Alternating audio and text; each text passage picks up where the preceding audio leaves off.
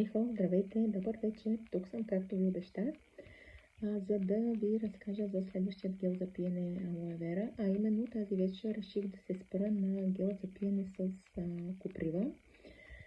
Ще ви дам 14 ползи за това, защо да приемате гел за пиене с коприва на компания LR Health and Beauty. Първата, защото гелът е тройна сила за повече жизненост и благосъстояние на организма.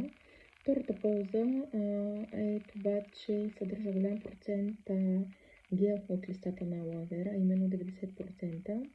Третата полза е, че съдържа мед около 7% и екстракт от коприва с високо съдържание на силици. Още в първото си видео ви споменах, че геловете за пиене алоe вера на компания LR съдържат силици.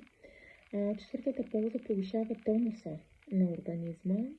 Петата полза е това, че предотвратява пролетната умора и облегчава депресивните състояния. Шестата полза, това е, че регулира кръвното налягане. За съжаление, много хора на днешно време страдат от високо кръвно налягане. Седмата полза е това, че защитава от оксидативният стрес. Също много нашумяла тема и за съжаление много хора, дори и млади, страдат от стрес в ежедневието си.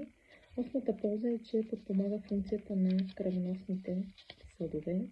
Деветата полза е това, че снабдява сърдечно-съдовата система с вещества. Десетата полза е също, че помага при хора, които имат алергии, астма, анемия, псориазис.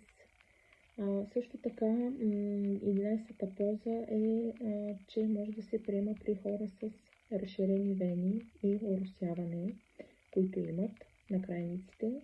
12-та полза е при консумация при висок холестерол.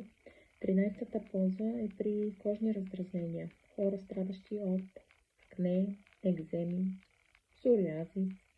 И 14-та полза, не на последно място, разбира се, действа благоприятно върху профилактиката на черния дроб, простатата и бъбреците.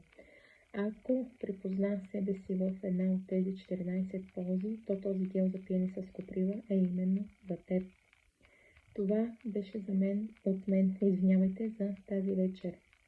Утре ще се включа отново, за да ви разкажа за третият повид гел за пиене алоe вера на компания LR Health and Beauty. Погрижете се за себе си да бъдете здрави и не забравяйте, както обичам аз да казвам, да правите превенцията на своя организъм, за да не стигнем до здравословни казуси. Или ако пък стигнем до някакъв казус, да минем леко и бързо. Приятна вечер от мен. До скоро!